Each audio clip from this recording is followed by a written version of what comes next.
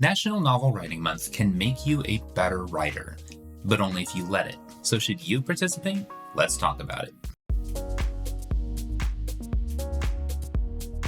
Hello everyone, my name is David Webb, and I made this channel to give you the best tips on writing and creativity so you can finally finish your book or have that creative career you've always dreamed of. National Novel Writing Month is a time-honored tradition by many writers. For many authors, NaNoWriMo or NaNoWriMo is when they wrote their first book. It was during National Novel Writing Month that I wrote my first book about 14 years ago. If you've never participated, here are 6 reasons why you should take part in NaNoWriMo. Number 1, it can launch a daily writing habit. If you've watched this channel for any length of time, chances are you've seen me talk about the daily writing habit and how much I believe in it. And if you've always wanted to establish a daily writing habit, National Novel Writing Month is a great way to do it, because chances are that's going to be the only way that you actually hit that magical 50,000 word mark. And because after 30 days, your habit will be pretty well established, continuing it on past the month of November will not actually be as hard as you may think. Number 2, along those lines, it will teach you to schedule your writing. Let's face it, writing doesn't happen by accident. You don't just wake up one day with a finished novel in your lap, as incredible as that would be. And so for many writers, especially if they don't have a lot of free time, the only way they actually write is if they schedule their writing session. Some people have all the time in the world and they can just sit down and write whatever, and if that's you, I truly am envious. But most of us have to actually schedule the writing. And if you've never done that before, it can feel really awkward and wrong. A lot of writers just hate the idea because they believe that writing should be spontaneous, that if it's scheduled, it's not going to be good. I'll make a whole video later on about why that is ridiculous. But if you're even remotely serious about writing, or if you really just want to finish a book, chances are you're going to need to learn to schedule your writing. Because when you're writing every day, you're not just going to stumble upon an extra 15 minutes to write. You're definitely not going to stumble across that 1 to 2 extra hours every single day to hit that 1,667 words. In all likelihood, National Novel Writing Month is going to force you to schedule your writing, and that's a great habit to get into if you want to take writing seriously. Number 3, it's going to teach you a lot about the craft of writing. Because think about it, if you write normally, you can take a break for a day, a week, a month,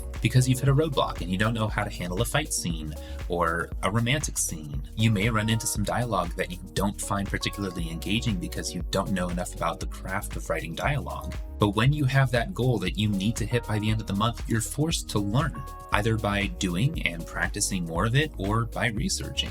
Trust me, if you take NaNoWriMo seriously, you will come out the other side a better writer. Number 4, it is a great way to finish a book.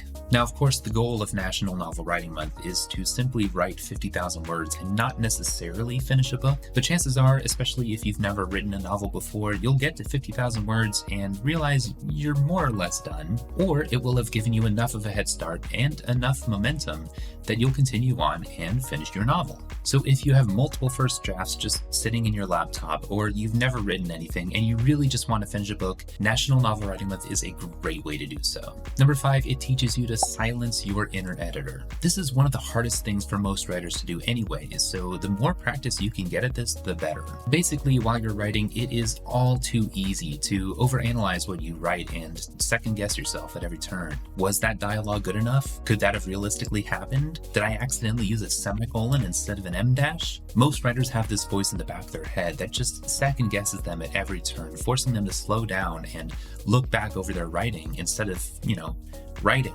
But when you have this goal that you have to hit, when you know that you have a certain number of words that you have to write, it helps you to push that inner editor aside a little bit, shut him up so you can focus and get some writing done. It's still going to take some effort on your part, but if you can manage to silence your inner editor, it will really help you and your writing career.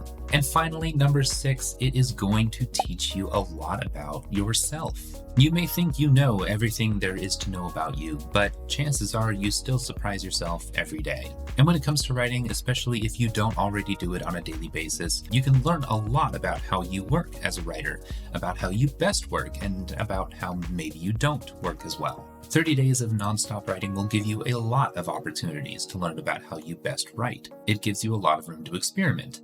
Maybe you write better in the mornings, maybe you write better in the evenings. Maybe you write better when you're under this kind of pressure. Maybe the pressure of the deadline is just too much to handle. And maybe most importantly, it just might show you whether or not you should be a writer at all. Because let's face it, not everyone should be a writer. I'm not necessarily saying that some people are born with the gift of writing and some people aren't. I'm not saying that either. That's the subject of a whole other video. But some people have the patience, some people have the temperament, some people have the creativity, and some people don't.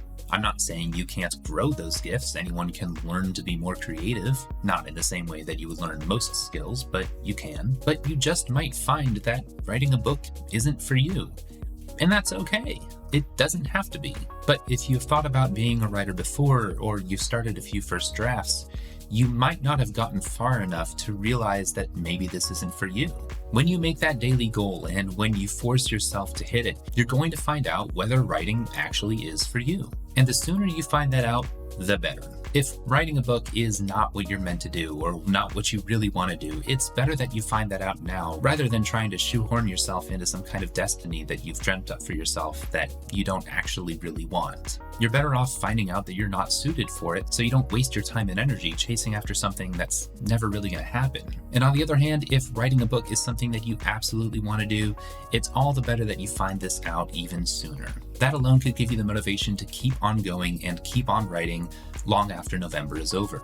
I didn't mean to get all heavy and serious on you, but it is one of the best reasons why you should participate in National Novel Writing Month. So for those 6 reasons, I hope you really consider taking part in NaNoWriMo this year. I know I will be, so if you want to participate along with me, be sure to check the link down in the description below to join our Discord, where you can meet up with like-minded individuals and join right along with us as we tackle this year's National Novel Writing Month. For all things writing, be sure to subscribe and click the bell so you can stay notified on all future content.